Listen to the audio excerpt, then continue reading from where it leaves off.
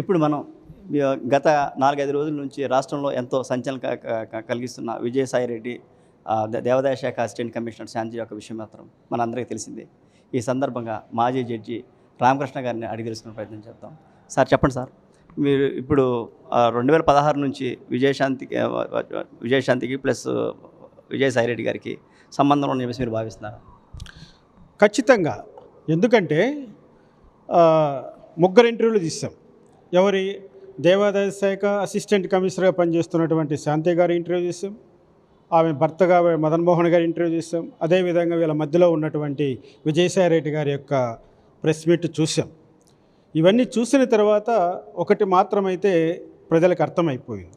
ఎందుకంటే గత వైఎస్ఆర్సీపీ ప్రభుత్వం అధికారంలో ఉన్నప్పుడు జగన్మోహన్ రెడ్డి యొక్క నేతృత్వంలో పనిచేస్తున్నటువంటి ఇటువంటి నాయకులందరూ కూడా ప్రభుత్వ ధనాన్ని కొల్లగొట్టడం కోసం, ప్రజల ధనాన్ని లూటీ చేయడం కోసం ఏ విధంగా అయితే ప్రభుత్వ అధికారులతో అంటగాగారు, ప్రభుత్వ అధికారులను బెదిరించో భయపెట్టో లోపరుచుకొని వాళ్ళు ఏ విధంగా అక్రమాలు అన్యాయాలు చేశారో ఇవన్నిటి కూడా ఇది ఒక పెద్ద ఎగ్జాంపుల్గా మనం భావించాలి కూడా. ఇంకా శాంతి గారి విషయం అయితే 2016 నుంచే ఈమె విజయసాయిరెడ్డితో ప్రయాణం చేస్తుంది అని చెప్పడానికి ప్రత్యక్ష సాక్షిని నేనే. వీళ్ళు ఎప్పుడైతే ఢిల్లీలో నేను జస్టిస్ సివి నాగార్జున రెడ్డి మాజీ హైకోర్టు న్యాయమూర్తి పైన ఎప్పుడైతే దేశ పార్లమెంట్లో రాజ్యసభలో అభిశంసన తీర్మానం పెట్టానో, మహాభియోగ తీర్మానము, అప్పుడు దాన్ని వీగిపోయేటట్టు చేయడం కోసం, ఎంపీలను లోబర్చుకోవడం కోసం నాకెవరైతే 107 మంది రాజ్యసభ ఎంపీలు సపోర్టుగా ఉన్నారో ఆ ఎంపీలను లోబర్చుకోవడం కోసం వాళ్ళకు డబ్బులు ఎరవేశారు, అమ్మాయిలు ఎరవేశారు, రకరకాలుగా ప్రలోభాలకు గురి చేశారు. అందులో భాగంగా ముఖ్యంగా నేను దళితుని కాబట్టి, ఒక ఎస్సీని కాబట్టి, ఎస్సీ పైన ఎస్సీ లాయర్ల దగ్గరే వ్యతిరేకంగా చెప్పించాలనే ఒక దురుద్దేశంతో ఆ రోజు విజయసాయిరెడ్డి కానీ పెద్దిరెడ్డి రామచంద్రారెడ్డి కానీ మాకు సంబంధించినటువంటి దళిత ఎస్సీ ఎస్టీ న్యాయవాదులను ఢిల్లీ వరకు తీసుకొచ్చారు. అందులో ఈమె ఒక మెంబర్. నేను ఆ రోజు చూశాను, ఈరోజు వాళ్ళ పాపాలు పండి ఈమె శాంతి గారి యొక్క భాగోతం భగవంతుడు ఈ విధంగా ప్రజల ముందుకు తీసుకొచ్చాడు. నేను అదే అంటున్నాను, 2016 నుంచి వాళ్ళ ప్రయాణం సాగుతుంది. మన మహానీస్లో కూడా వాళ్ళ భర్త అయినటువంటి మదన్ మోహన్ కూడా ఈ విషయాన్ని రూఢీ చేశాడు. అంటే 2017లోనే విజయసాయిరెడ్డి మాకు పరిచయం అని. ఇది వాస్తవం. ఎందుకంటే 2017 అన్నది చాలా ఇంపార్టెంట్ సంవత్సరం నా జీవితంలో. నేను 2016 డిసెంబర్ 6వ తారీఖున ఈ అభిశంసన తీర్మానం పార్లమెంట్లో పెడితే ఇది 2017 జనవరి ఎండింగ్ వరకు ఈ ప్రక్రియ కొనసాగింది. వీళ్ళు 2017 జనవరిలో అందరూ కూడా దళిత న్యాయవాదులు అందరూ కూడా, అందులో మహిళలు ఉన్నారు, అందులో పురుషులు ఉన్నారు, అందరూ విజయసాయిరెడ్డితో పాటు అక్కడ మాకాం వేశారు. అందులో కూడా ఈమె ఒక మెంబర్గా అక్కడ ఉంది, ఒక ఎస్టీ న్యాయవాదిగా. కాబట్టి నేను చెప్పేది ఏంటంటే ఈ శాంతి గారి యొక్క వ్యవహారము ఇది నిన్న మొన్నటిది కాదు. కానీ శాంతి గారి భర్త గారు చెప్తున్న వాటిల్లో కూడా వాస్తవము పూర్తిగా లేదు. అతను కూడా చాలా వాస్తవం దాచిపెట్టి తనకు అనుకూలమైనటువంటి అంశాలనే ప్రజల ముందుకు పెట్టారు. ఒక కుటుంబ వ్యవహారంగా ఉన్నప్పటికీ కూడా అందులో దాగి ఉన్నటువంటి అవినీతి ప్రజలకందరికీ సంబంధించింది కాబట్టి మేము మాట్లాడుతున్నాం. ఎందుకు మాట్లాడవలసి వచ్చింది?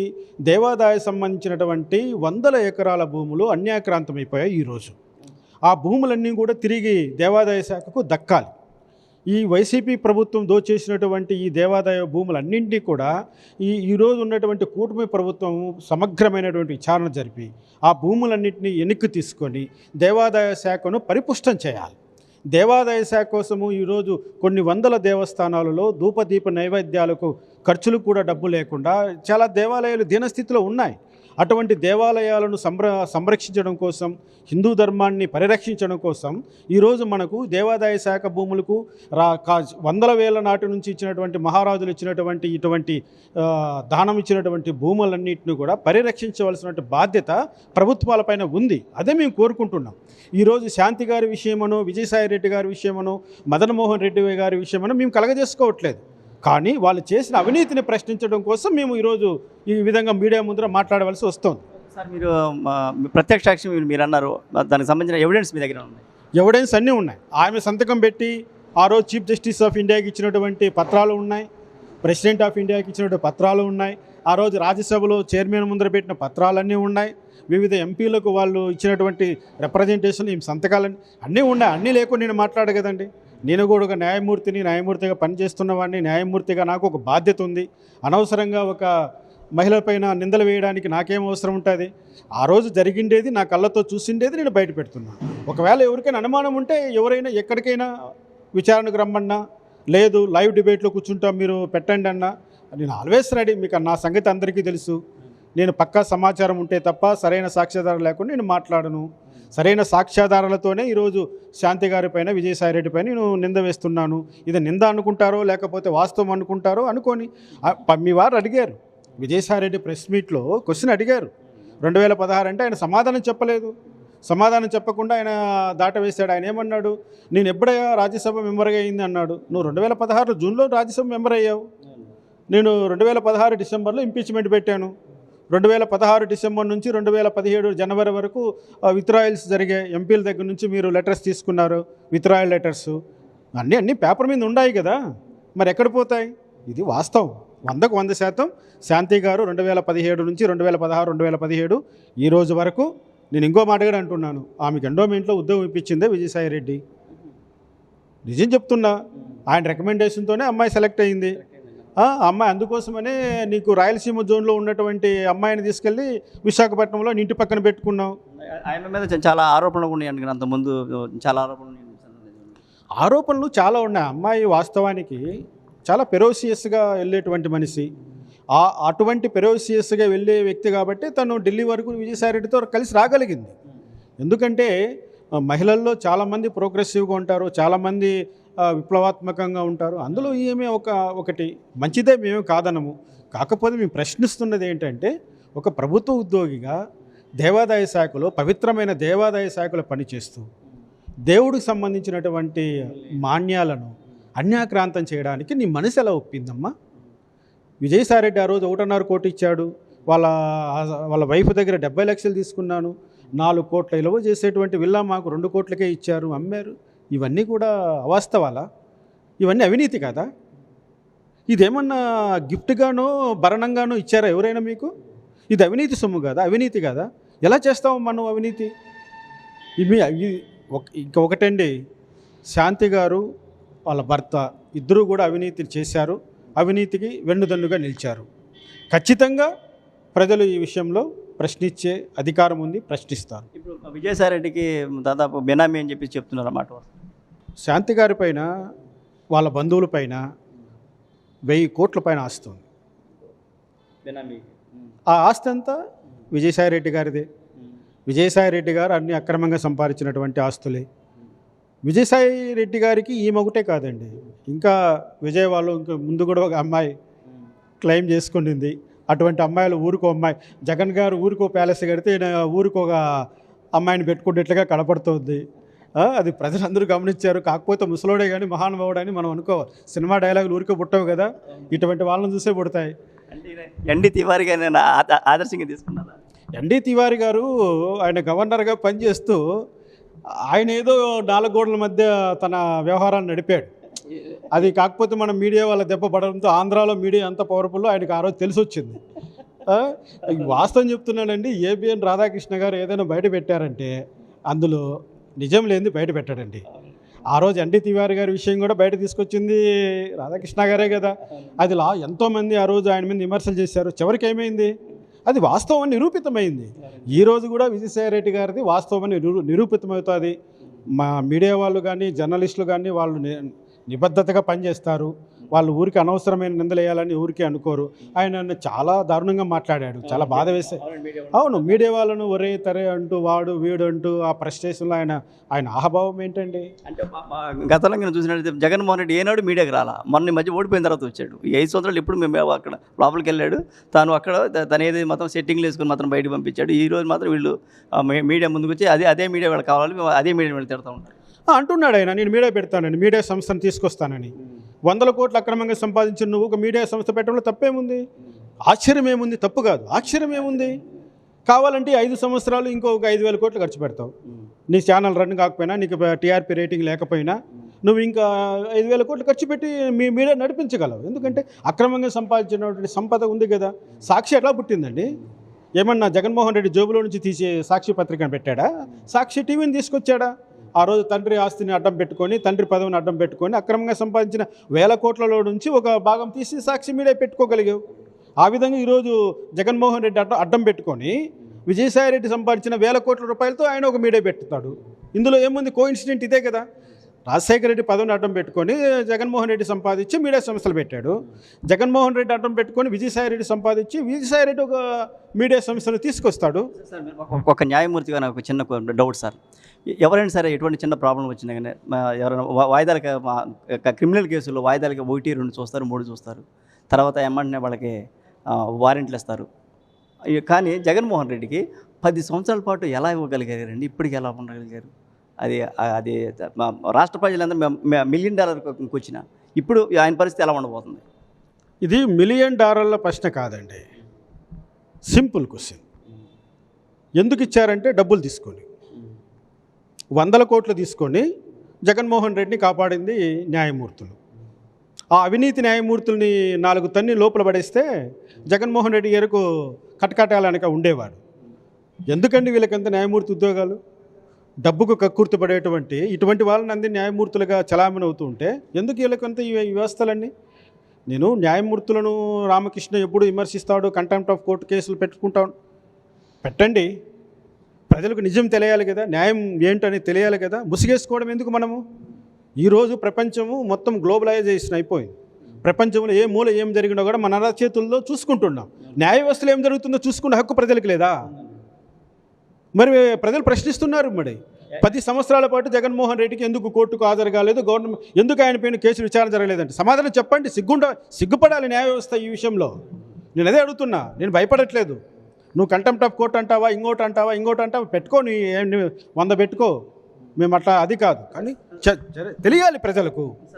నాకు మన సుప్రీం అనేది మన పార్లమెంట్ సార్. మనకి పార్లమెంట్ అంటే ఎవరండి? ప్రజలే. అదే ప్రజలు ఏదైనా ప్రశ్నించినప్పుడు కంటెంప్ట్ ఆఫ్ కోర్టు కింద వస్తుందా? మీరు సామాన్య ప్రజలుగా మీరు ప్రశ్నించారు దీన్ని. సుప్రీం ఎవరండి? పార్లమెంట్ అంటే ఎవరండి సార్? ప్రజలే. అండ్ మీకు అర్థమే కదా సార్? దీని విధంగా సార్ ప్రజలే సుప్రీం అనేది ప్రజాస్వామ్యం. ఎస్, ప్రజాస్వామ్యంలో ప్రజలే సుప్రీం. ప్రజలు ప్రశ్నించకపోతే ఇంకెవరు ప్రశ్నిస్తారు? పశుపక్షాలు ప్రశ్నిస్తాయా? ఒక అవినీతిపరుడు చేసే అవినీతిని ప్రశ్నించే అధికారం ఆ పదవి కట్టబెట్టినటువంటి ఆ ప్రజలకు ఉంటుంది. ప్రజల నోరు నొక్కండి అండి, రాజ్యాంగంలో ఎక్కడ రాయలేదే. అందుకే వాక్ స్వాతంత్రం అనేటువంటి వాక్ స్వేచ్ఛను రాజ్యాంగం ప్రసాదించినటువంటి హక్కు అది. భావ ప్రకటన స్వేచ్ఛ మనకు ఏ విధంగా నచ్చితే ఆ విధంగా, కానీ కొన్ని రిస్ట్రిక్షన్స్ ఉన్నాయి అంతే. ఆ రిస్ట్రిక్షన్స్లో ఇటువంటి అవినీతి పరులు దూరిపోయారు. గ్యాగ్ ఆర్డర్ అంటారు మాట్లాడితే. గ్యాగ్ ఆర్డర్ అంటే ఏంటి? ఏం జరుగుతుంది గ్యాగ్ ఆర్డర్? నువ్వు 1 గంటలో విచారణ చేసి 1 గంటలో తీర్పు చెప్పాయి. గ్యాగ్ ఆర్డర్తో పనేముంది? ఈరోజు కేసు నీ ముందుకు వచ్చిందనుకోండి, విచారణ చేసి తీర్పు చెప్పేది తొందరగా. చెప్తున్నారా? 10 సంవత్సరాల పాటు ఆయన పైన విచారణ జరగకుండా 10 సంవత్సరాలు కోల్డ్ స్టోరేజ్లో పెడితే అది ఏమైందో తెలుసుకునే అధికారం మాకు లేదా? న్యాయ వ్యవస్థ నిద్రపోతుందా, మేల్కొన్న అడిగే హక్కు మాకు లేదా? న్యాయమూర్తులు ఎందుకు వాయిదాలు ఇస్తున్నారని అడిగేటువంటి హక్కు లేదా? చట్టంలో ఎన్ని వాయిదాలు ఇమ్మని ఉంది? 1000 వాయిదాలు ఇమ్మని ఉందా? ఆయన సీఎం అయితే కావచ్చండి, ఆయన కోర్టుకు సీఎంలకైతే ప్రత్యేకమైనటువంటి హోదా కల్పించమని కోర్టులో రాసి ఉందా? సీఎం మీ యొక్క కోడ్ ఆఫ్ కండక్ట్లో ఉందా? లేకపోతే క్రిమినల్ రూల్స్ ఆఫ్ ప్రాక్టీస్లో రాసిందా? సివిల్ రూల్స్ ఆఫ్ ప్రాక్టీస్ రాసిందా? లేకపోతే హైకోర్టు స్టాండింగ్ ఆర్డర్లో రాసిందా? ఏ ఆర్డర్లో రాసిందో చూపించండి. ముఖ్యమంత్రి కాబట్టి కోర్టు రాకూడదని లేదే. మరి మీరు అటువంటి ఎసులుబాటు ఎందుకు కల్పించారు? ఊరికే కల్పించారా? అదే అడుగుతున్నామండి. చట్టం ముందర అందరూ సమానంలేని ఉపన్యాసాలు ఇవ్వడానికి పనికొస్తుంది, మీ పత్రికల్లో వేసుకోవడానికి పనికొస్తుంది, కానీ మీ రియల్గా పనికిరాదా? అదే సామాన్యుడు ఒక 3-4 సార్లు వారెంట్ ఇస్తారు, కానీ వీళ్ళకి మాత్రం వారెంట్ కాదండి, వాడిని లోపల పెట్టి విచారణ చేయమని చట్టంలో ఉంది. ఎందుకు బెయిల్ ఇచ్చేది? నువ్వు విచారణకు సహకరిస్తావని బెయిల్ ఇస్తారు. బెయిల్ మీద ఉన్నవాడు బెయిల్లో ఉన్న కండిషన్స్ అన్నీ పాటించాలి. నీకున్న బెయిల్ కండిషన్లో నువ్వు విచారణకు సహకరించాలని ఉంది. నువ్వు విచారణకు సహకరించకుండా, నువ్వు పిటిషన్స్ ఫైల్ చేసుకుండా, కోర్టుకు హాజరు కాకుండా, నేను సీఎంని, నేను ఒక రోజు వస్తే సంక్షేమ పథకాలన్నీ ఆగిపోతాయి, 30 లక్షల రూపాయలు ఖర్చు వస్తుంది. అసలు నువ్వు సీఎంగా నేరం చేసావా? రాజశేఖర రెడ్డి కొడుకుగా నేరం చేసావు? నువ్వు రాజశేఖర రెడ్డి కొడుకుగా నేరం చేసావయ్యా నువ్వు? ఆంధ్రప్రదేశ్లో సీఎంగా చేయలే నువ్వు. చట్ట ప్రకారం ఎక్కడైతే క్రైమ్ జరిగిందో అక్కడే ఉంటుంది, కానీ మిగిలింది అదే సీఎం ఉన్నప్పుడు మా సీఎం మారదు కదా, నీ స్టేటస్ మారదు కదా. దొంగతనం చేసినోడు దొంగ, అవినీతి చేసినోడు అవినీతిపరుడు, రేప్ చేసినవాడు రేపిస్టు, రౌడీ. అంతేగాని రౌడీ సీఎం రౌడీ అయిపోయి రేపిస్ట్ సీఎం అయిపోయి ఏమన్నా మీరు ఐపీసీలో ఉన్న పదజాలాన్ని మార్చేస్తారా? మీకేమైనా సపరేట్ రూల్స్ ఉన్నాయా? అటువంటివి ఏమన్నా ఉంటే చూపించండి, ప్రజలకు అర్థం చేసుకుంటారు. మేము ఈ ప్రశ్న అడగం కదా. మేము చదువుకున్న వాళ్ళమే, మేము న్యాయశాస్త్రం చదివాం, సిఆర్పిసి చదివాం, ఐపీసీ చదివాం, న్యాయమూర్తిగా పనిచేస్తున్నాం. మాకు ఎక్కడ కనపడలేదండి ఈ విచిత్రాలన్నీ కూడా. ఒక్క జగన్మోహన్ రెడ్డి విషయంలోనే మొత్తం విచిత్రం. అసలు ఏమి సమాజమో అర్థం కాని పరిస్థితిలో ఈరోజు మేమంతా కొట్టుమిట్టాడుతున్నాం. ఏం న్యాయం రా బాబు ఇదెక్కడ విచిత్రం రా బాబు. జగన్మోహన్ రెడ్డి వచ్చిన తర్వాత పరిపాలనలో మార్పులు వచ్చేసాయి, న్యాయస్థానాల్లో మార్పులు వచ్చేసాయి, ప్రకృతిలో మార్పు వచ్చేసింది. చెట్లు కొట్టిన చెట్టు కొట్టుకుంటా పోయాడు. అసలు ఎవడు ఇప్పుడు వన సంరక్షణ దినోత్సవం చేస్తున్నారు, ఎవడి కోసమే చేస్తారు? వాడు ఆ పక్కన చెట్లు నడుక్కుంటూ పోతే ఎవడన్నా అడిగాడా? ఎవడన్నా ప్రశ్నించాడా? ఆ చెట్టు పెరగాలంటే 20 ఏళ్ళు 30 ఏళ్ళు పడుతుంది. వాడు కొట్టుకుంటూ పోతూ ఉంటే మీరు కళ్ళప్పగించి చూసుకుంటూ ఉన్నారు. కానీ ఈ వన దినోత్సవ మహోత్సవాలు ఎందుకు చేస్తారు? ఇంకా అటవీ పరిరక్షణ చట్టాలు ఎందుకు? ఇంకా ఇది నేను అడుగుతున్నా. ఆ చెట్లు పెంపించిందేమో రాజశేఖర రెడ్డి పెంచి పోషించాడా? జగన్మోహన్ రెడ్డి పెంచి పోషించాడా? లేకపోతే వాళ్ళమ్మ విజయలక్ష్మి పెంచి పోషించిందా? ప్రజా డబ్బుతో మున్సిపాలిటీలు, గ్రామ పంచాయతీలు ఆ చెట్లు పెట్టి దాన్ని సంరక్షించి దానికి ఒక ట్యాంకర్ వాటర్ పెట్టి దానికోసం ఒక ఎంప్లాయ్ చేసి ఇంత సంరక్షించినటువంటి చెట్లను నువ్వు వస్తున్నావని ఎందుకు పుడుతుంది వేడి? నువ్వు కొట్టేసిన చెట్ల వల్ల కదా. అక్కడ వేరే ఎంత టెంపరేచర్ పెరిగిందో ఒకసారి ఇప్పుడు చెక్ చేయండి, తెలిసిపోతుంది. అంటే ప్రకృతిని ధ్వంసం చేసేసాడు, ప్రకృతి వనరులను ధ్వంసం చేసేసాడు, వాళ్ళ నాన్న పదవిని అడ్డం పెట్టుకొని చేశాడు, ఆయన పదవిలో ఉండగా చేశాడు. అంతా దోచుకున్న తర్వాత ఈరోజు ఆంధ్రప్రదేశ్ అన్నది ఒక బోడిగుండులాగా కనపడుతోంది. విశాఖలో కాదు, ఒకటే గుండు, మొత్తం ఆంధ్రప్రదేశ్ అంతా ఒకటే గుండు. పైకి పోయి చూసామంటే ఇక్కడ ఒకటే గుండు నున్న కనపడుతుంది ఆంధ్రప్రదేశ్. ఏమీ ఉండవు ఇంకా, అది పరిస్థితి.